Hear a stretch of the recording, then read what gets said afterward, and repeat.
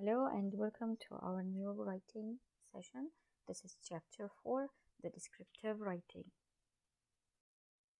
So by the end of this session, you should be able to define what is descriptive writing, to recognize types of descriptive writing, and to practice writing an essay of 4 or 5 paragraphs.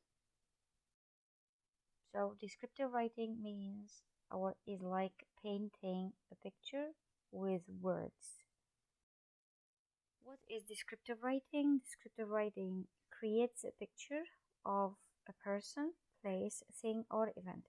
Description includes more than just the looks of a thing. However, it lets you, so we're going to describe how this thing looks like and more. It lets you hear the shushing sound of grandpa's slippers outside the door. It gives you a sudden whiff of his icy aftershave and a woody handful of his warm sweater, just like when you give him a hug. The elements of descriptive writing include vivid sensory details, details appealing to one or more of the 5 senses, a clear, consistent organization, a main impression to which each detail adds specific information, and the use of figurative language such as vivid comparison. So let's watch this video about In this tutorial, we're going to look writing. at writing a descriptive paragraph or essay. Descriptive writing describes a person, a place, or a thing. How would you describe this scene?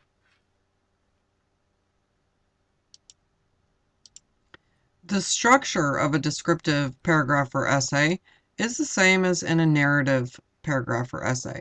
In a paragraph, you're going to have a topic sentence, several supporting details, and a conclusion. Each one of these bullet points is going to be 1 to 3 sentences. In an essay, you're going to have an introduction that includes a thesis statement. You're going to have at least 3 paragraphs of supporting details, and you're going to have a concluding paragraph. Each one of these bullet points equals 1 paragraph. In a descriptive essay, we show, we don't tell. We want to try to show the reader, not tell them about something or someone. We use specific details that paint a picture in the reader's mind. Consider this. You are a car salesman. A customer comes in and says, "I want to buy a car." What would you say to the customer? You would probably ask him, what kind of car do you want to buy? Does he want to buy a sports car or a truck? He needs to be more specific about what kind of car he's shopping for. We add specific details by using sensory details. We use our senses to help us write description. Our senses include sight, smell, sound, and feeling. They also include taste, but sometimes, unless you're writing about a restaurant, it's hard to add taste into the description.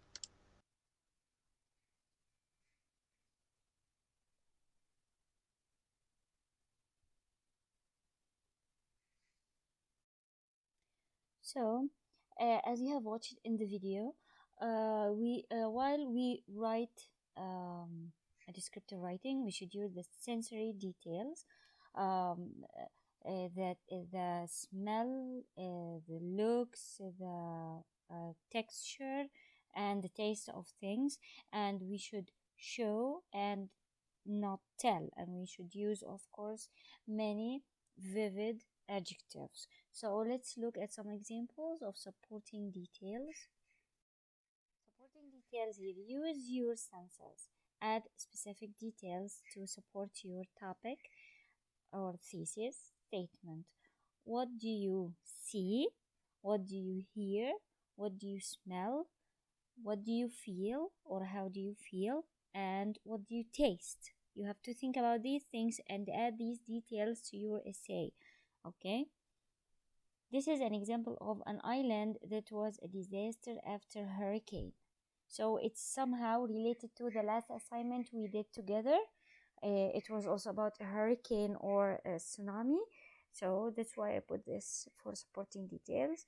Should use, what do you see? Like broken trees, floating houses. What do you hear? You can hear, for example, after the hurricane or the tsunami, you will not, we probably would hear people crying or animals squeezing, uh, squeaking, sorry, or the smell. We can the smell of fish, for example, because the sea has drowned all the space in the village. Or how do we feel the wet and humidity of the air usually is humid after a hurricane. And the taste, I don't think we can use taste here, but maybe you can think of something. Also, when we include the supporting details here, these are the things, these are the examples: smell of the fish, broken trees, sound of silence because everyone is silent, and feel of hot sun and humidity in the air, taste of warm water because there is no refrigerator and the power is out. So what is descriptive writing? The descriptive writing creates a picture of a person. We might describe a person or a place or a thing or an event. A good description works with all of the senses: sight, smell, taste, touch, and hearing.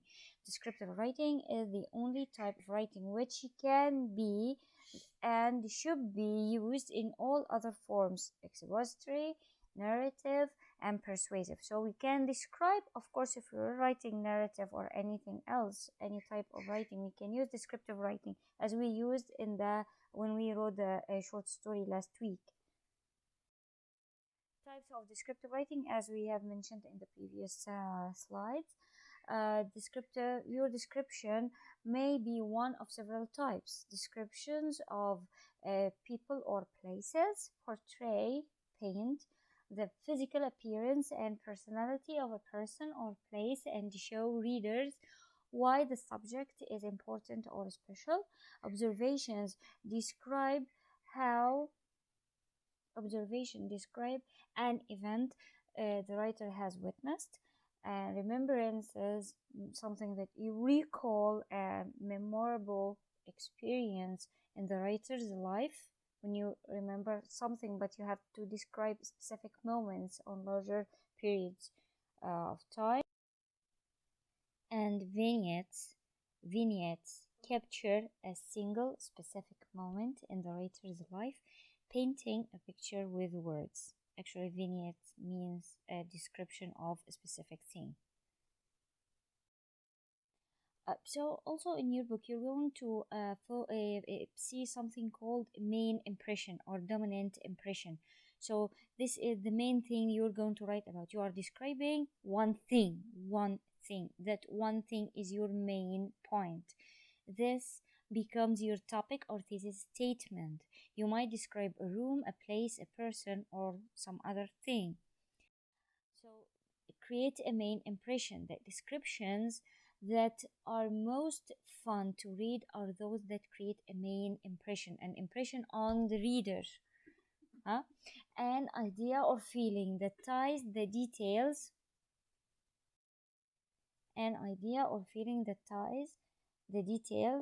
about your subject together. Compare these examples. No main impression. Look here. So we have here a main impression, and at the top no main impression, at the bottom main impression. So the box is wrapped in shiny green paper. When I pull the ribbon, it comes free with a soft hissing sound. The top comes off. The object inside sits in light green tissue paper. Of course, here the writer describes everything while opening this wrapper or the wrapper of the gift, but no impression. He's not talking about his feelings.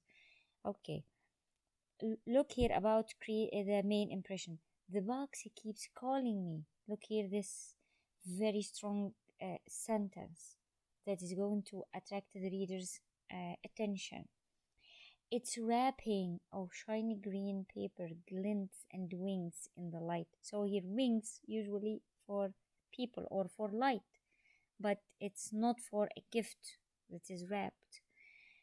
Teasing me to guess what's inside. Look here, this is the impression, this is the feeling, this is the voice of the writer.